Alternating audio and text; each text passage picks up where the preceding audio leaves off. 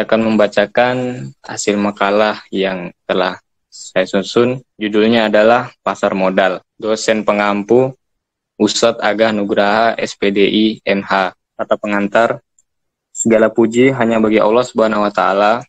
Dialah yang telah menganugerahkan Al-Quran sebagai yang hudan lin al-nas, petunjuk bagi seluruh manusia, dan rahmat li'an alamin, rahmat bagi segenap alam. Dialah yang maha mengetahui. Salawat dan salam semoga tetap tercurah limpahkan kepada reformer kita, yakni Nabi Muhammad SAW, utusan ada dan manusia pilihan. Dialah penyampai, pengamal, dan penafsir Al-Quran. Jika tidak lupa, penulis menyampaikan terima kasih kepada dosen pengampu mata kuliah Masail Fikih yang telah memberikan arahan dan bimbingan dalam perbuatan makalah ini, dan orang tua yang selalu mendukung kelancaran tugas kami,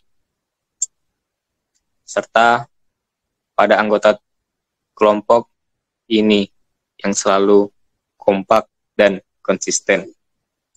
Makalah ini dibuat untuk memenuhi tugas Masail Fikih. Makalah ini juga dianjurkan kepada semua mahasiswa untuk dibaca sebagai penambahan wawasan dan pengetahuan, sehingga pengetahuan akan Masail Fikih bertambah luas. Selaku penulis, kami menyadari sepenuhnya bahwa makalah ini masih jauh dari kesempurnaan. Untuk penulis mengharapkan adanya kritikan dan dapat membangun. Akhirnya penulis menyampaikan terima kasih atas perhatian terdapat makalah ini, dan penulis berharap semoga makalah ini bermanfaat bagi penulis khususnya dan pembaca yang budiman. Pada umumnya tidak ada kata yang patut kami ucapkan selain meminta maaf apabila ada kesalahan dan maupun penulisan dalam makalah ini. Jakarta, 26 Oktober 2020. Bab yang pertama, pendahuluan. Latar belakang.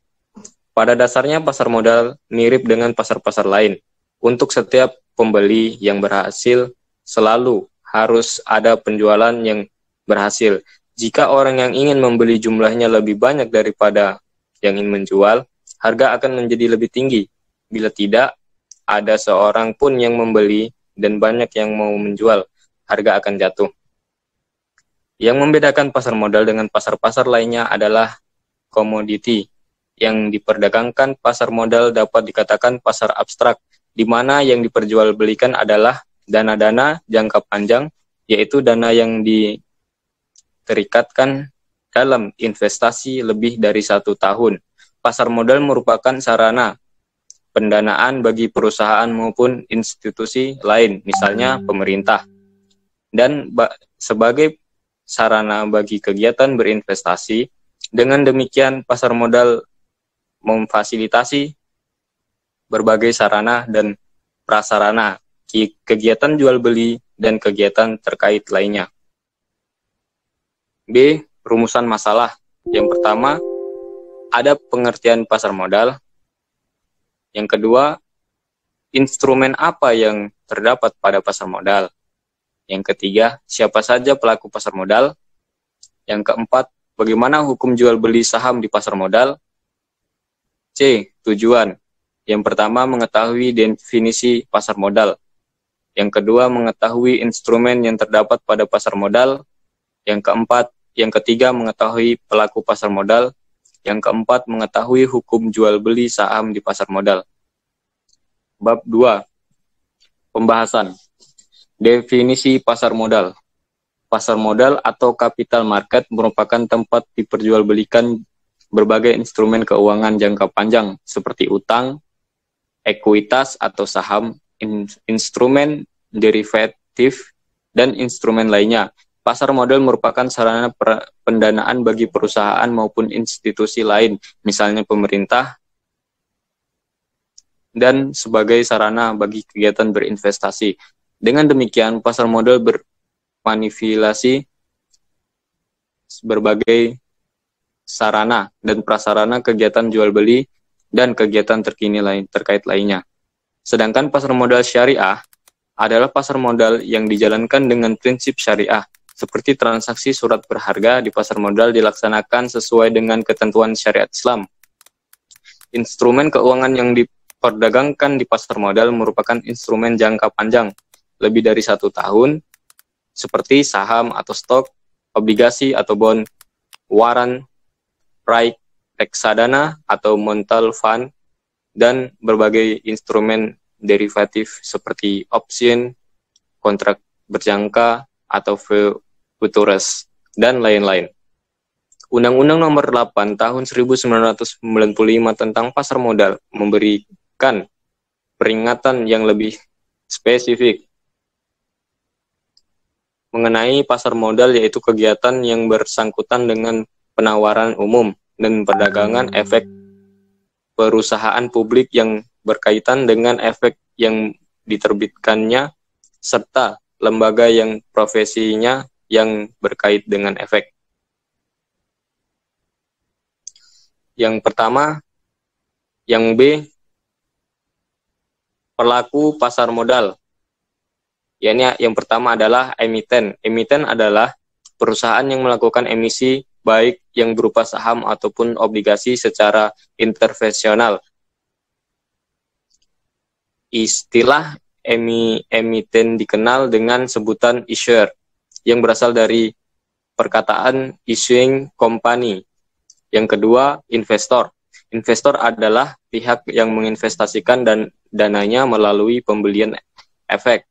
Investasi ini menerbitkan dan menawarkan efek untuk jual kepada masyarakat dilakukan untuk kepentingan pihak investor itu sendiri, dan dimaksudkan untuk memperoleh keuntungan dari efek yang dibelinya.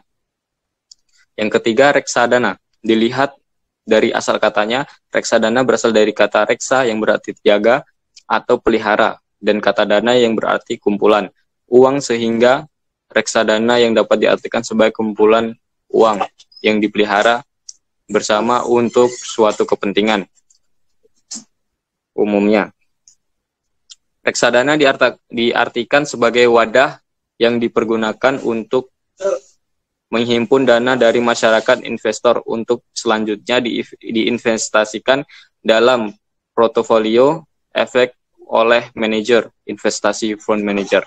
Undang-Undang Nomor 8 Tahun 1995 tentang pasar modal, pasal 1 ayat 27 mendefinisikan bahwa reksadana adalah wadah yang dipergunakan untuk menghimpun dana dari masyarakat investor untuk selanjutnya diinvestasikan dalam portofolio efek oleh manajer investasi.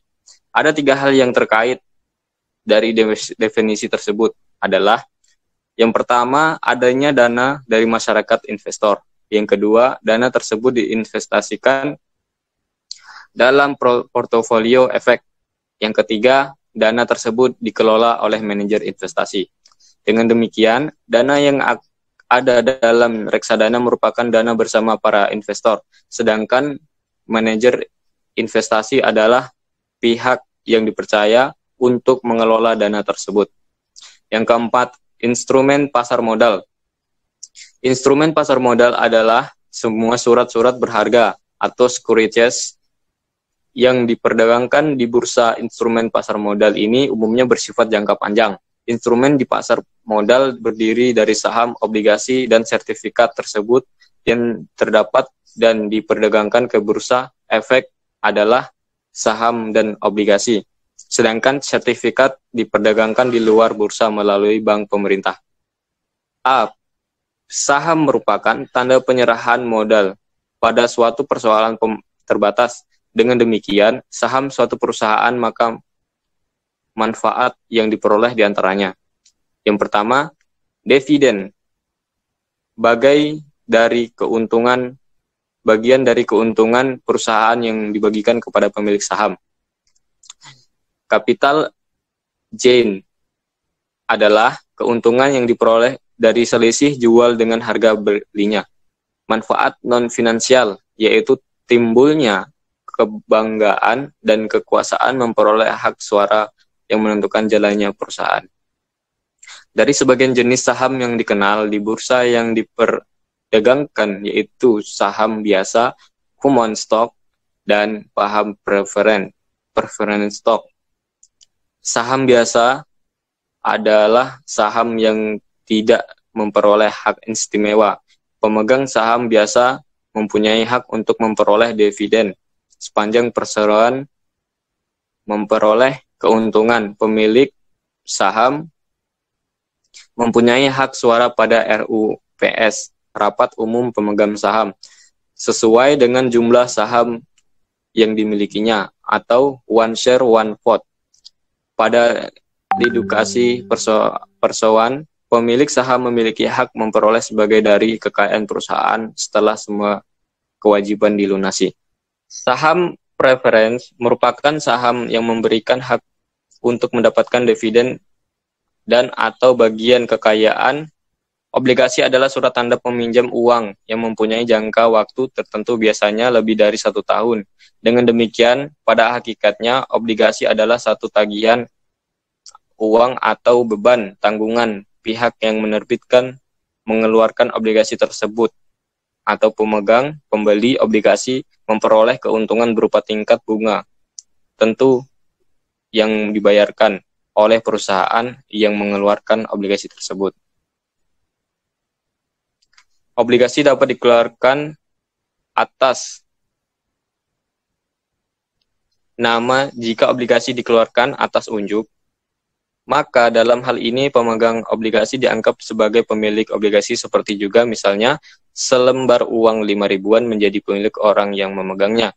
Obligasi seperti ini sangat mudah diperdagangkan karena sangat mudah dipindah tangankan dan jual kepada pihak ketiga, sedangkan obligasi atas nama menuntut bahwa perusahaan membuat suatu daftar nama pemegang obligasi. Obligasi jenis ini kurang mudah dipindah tangankan dan jual kepada pihak ketiga, akan tetapi pembeli jaminan keamanan dari bahaya pencurian bagi pemiliknya. Pada obligasi dilampirkan kupon dan talon.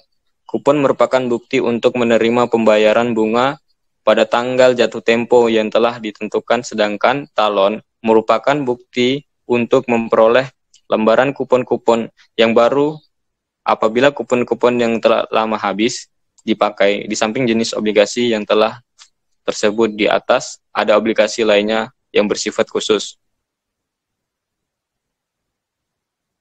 A. E-commerce obligasi. Pada obligasi ini, bunganya tidak perlu dibayar apabila laba perusahaan tidak cukup untuk menutup pembayaran bunga. E-commerce bond. Ini biasanya dikeluarkan pada waktu reorganisasi perusahaan yang dilakukan karena perusahaan dalam kesulitan keuangan. Convertible bond.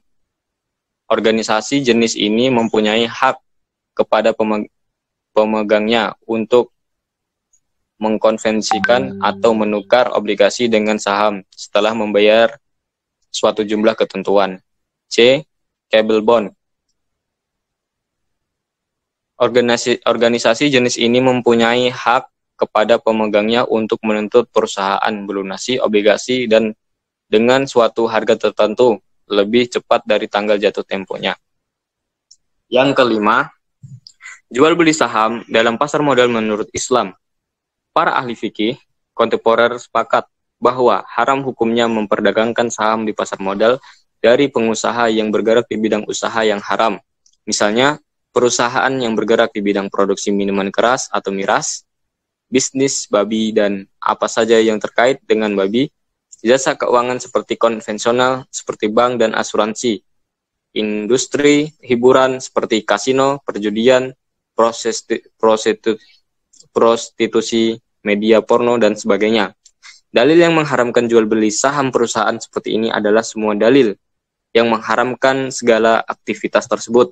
Namun, jika saham yang diperdagangkan di pasar modal itu adalah dari perusahaan yang bergerak di bidang usaha halal, misalnya di bidang transportasi, telekomunikasi, produksi tekstil, dan sebagainya, Syahadatah dan Fayad berkata, Menanam saham dalam perusahaan seperti ini adalah boleh-boleh saja secara syar'i. Dalil yang menunjukkan kebolehannya adalah semua dalil yang menunjukkan bolehnya aktivitas tersebut.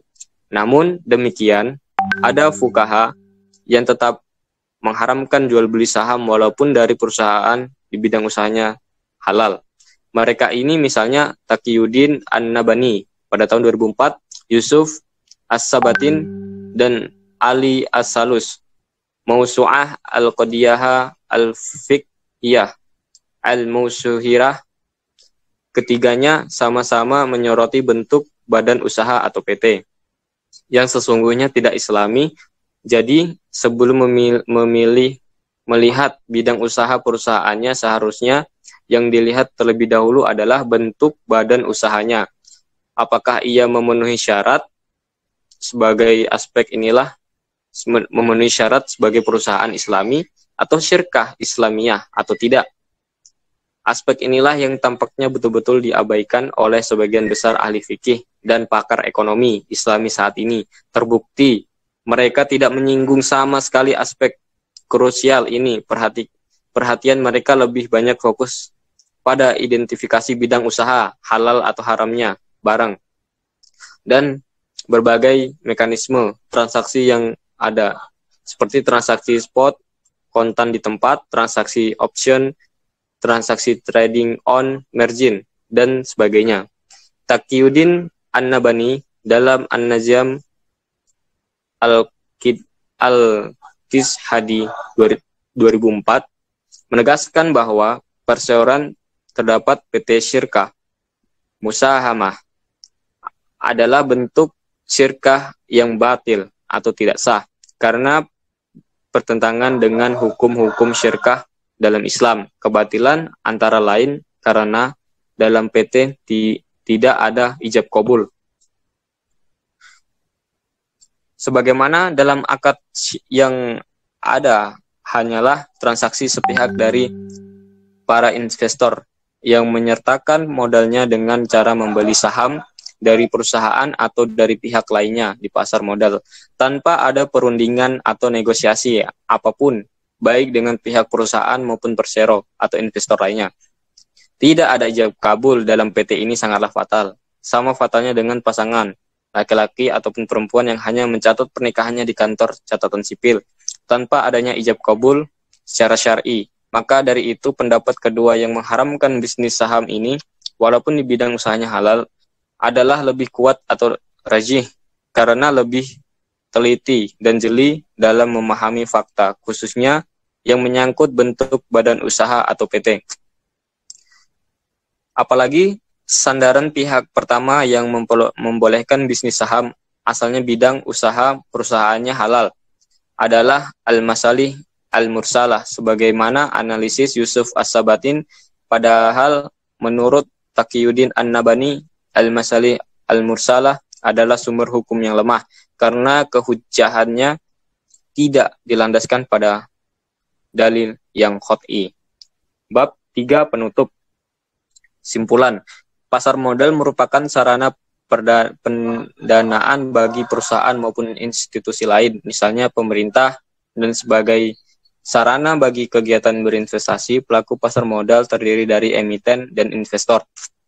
Instrumen di pasar modal terdiri dari saham, obligasi, dan sertifikat disebut dengan pendapat dan diperdagangkan di bursa efek adalah saham dan obligasi. Sedangkan sertifikat diperdagangkan di luar bursa melalui bank pemerintah. Mungkin hanya ini yang dapat saya sampaikan. Mungkin ada yang ditanyakan. Sekian. Assalamualaikum warahmatullahi wabarakatuh.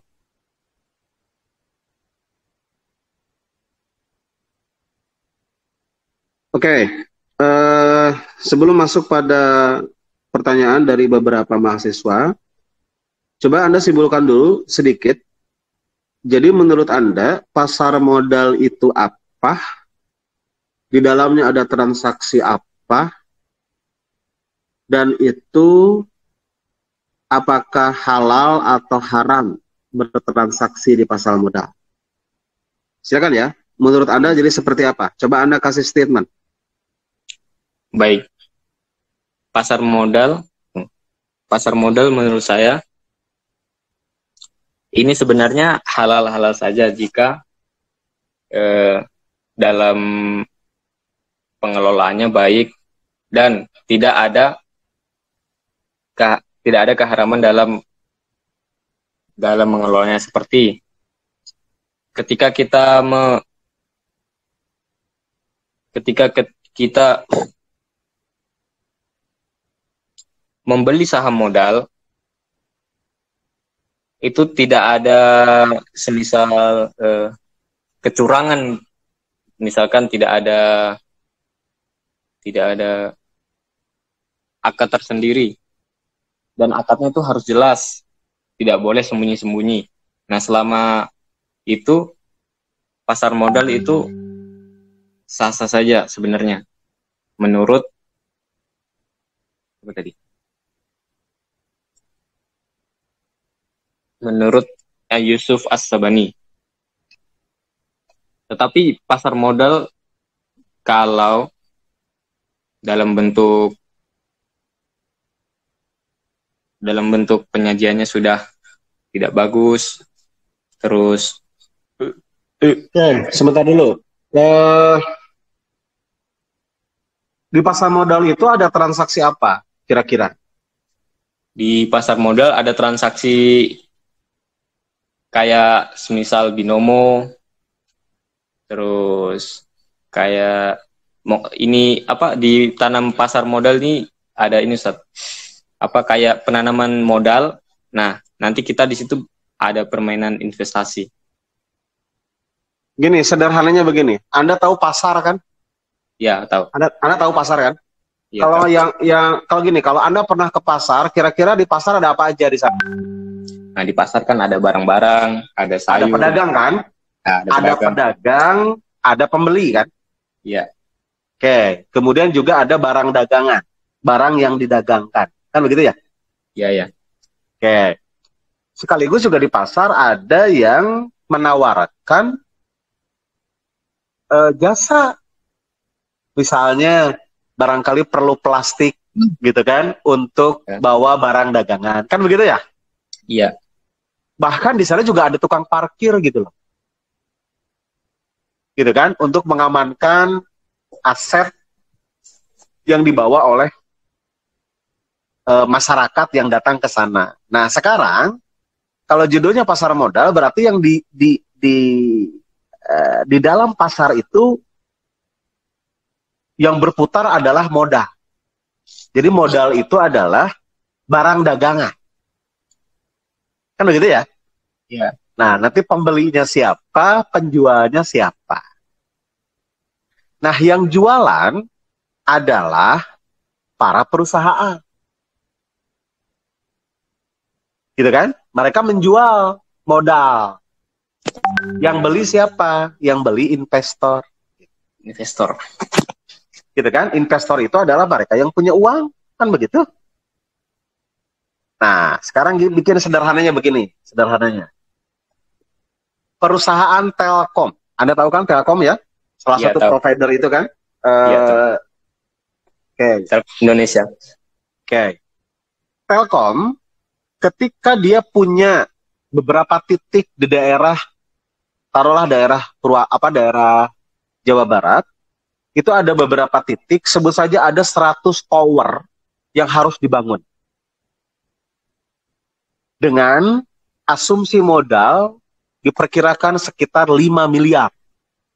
Yeah. Dari mulai menyewa tempat, karena kan kalau tempatnya milik warga biasa itu disewa sekitar dulu ya 600 juta 3 tahun ke belakang, itu 10 tahun.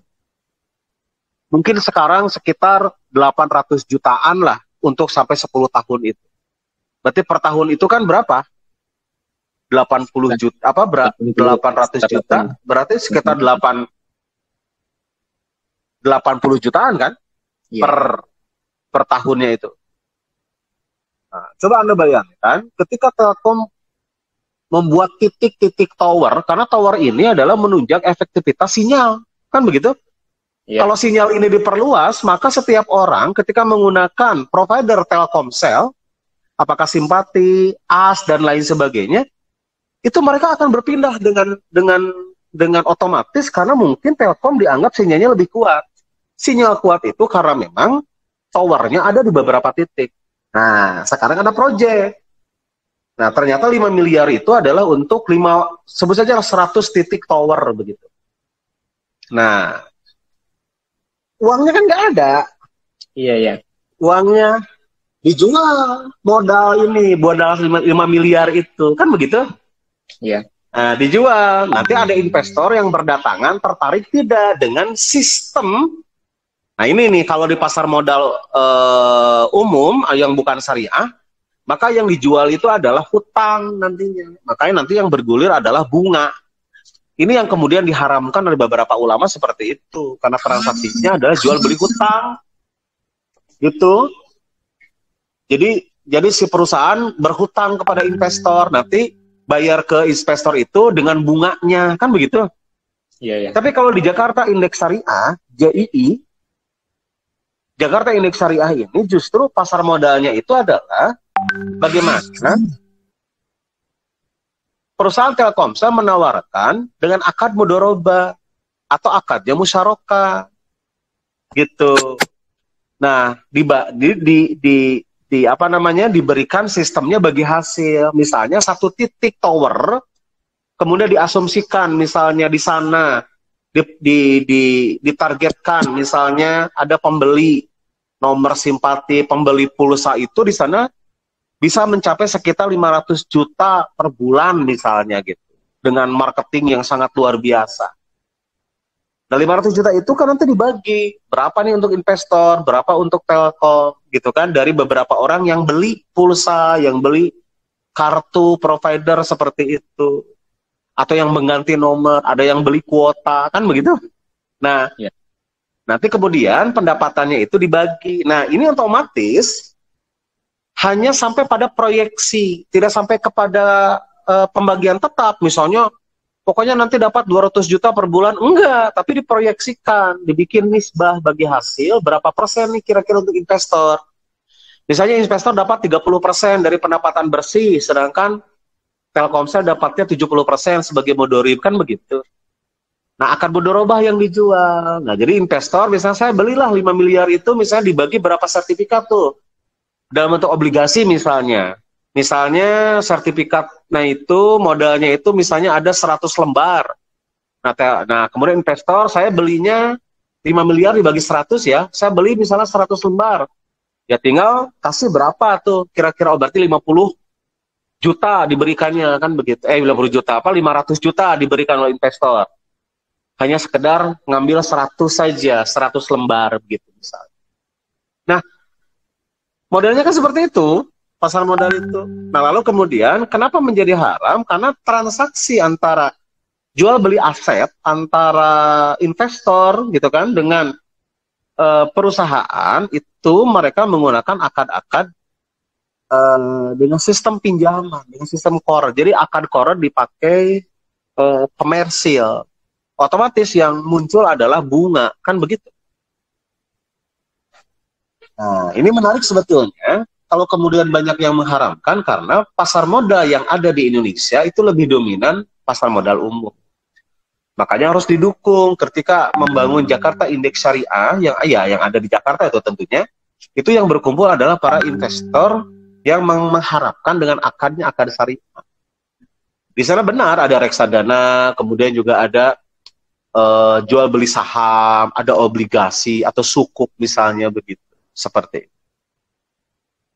Nah, oke ya, itu gambaran pasar modal seperti itu. Tapi nanti Anda akan kuliah ya, ada mata kuliah khusus pasar modal syariah. Misalnya manajemen investasi pasar modal syariah. Nanti ada mata kuliah itu kalau nggak salah di sekitar semester 5-an lah kalau nggak salah, 4 atau 5. Oke. Baik teman-teman, silakan untuk tanya jawab. Mudah-mudahan ada terang benerang nih tentang pasar modal. Jadi jangan sampai yang lain bingung nih pasar modal seperti apa sih modelnya. Oke ya, silakan didiskusikan. Ustadz, saya mau nanya nih yang tadi. Halo Ustadz. Baik teman-teman, ada yang mau ditanyakan? Silahkan, mangga. Assalamualaikum Ustaz. Silakan teman-teman, bertanya gimana? Ustaz, ini saya yang tadi yang baca makalah. Oke.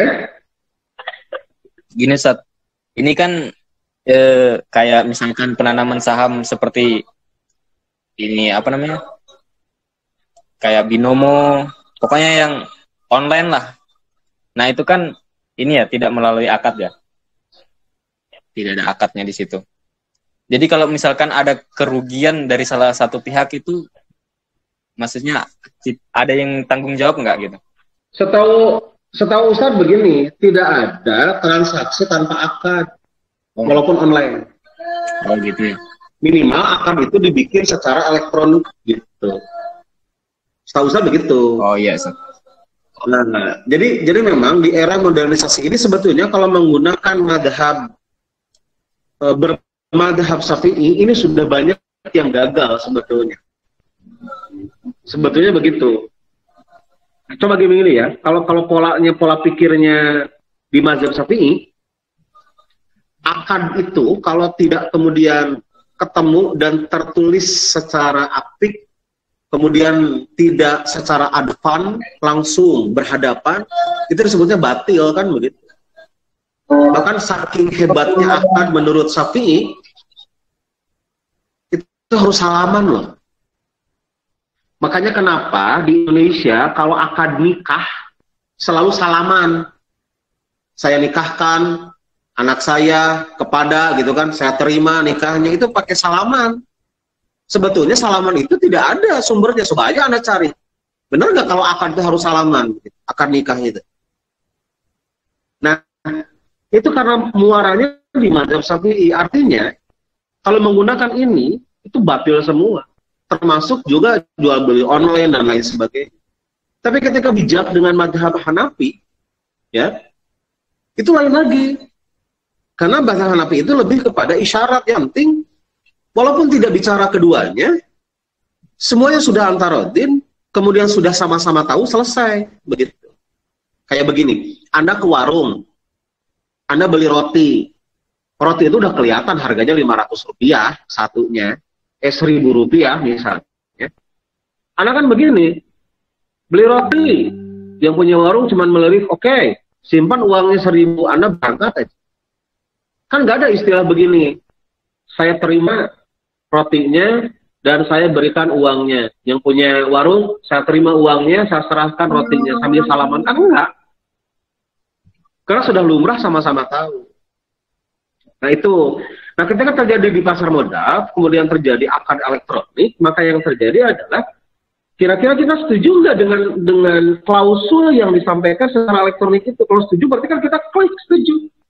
Dengan mengklik setuju berarti kita terikat dengan syarat ketentuan, termasuk ketika ada yang dirugikan itu akan dirujuk kepada klausul itu.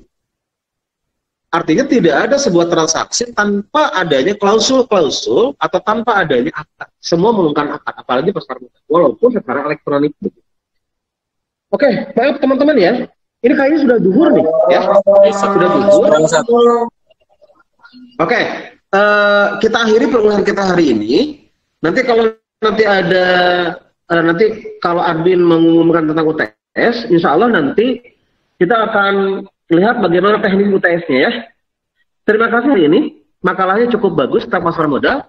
Mudah-mudahan menginspirasi dan menambah wawasan untuk kita semua. Terima kasih. Assalamualaikum warahmatullahi wabarakatuh. Waalaikumsalam warahmatullahi wabarakatuh.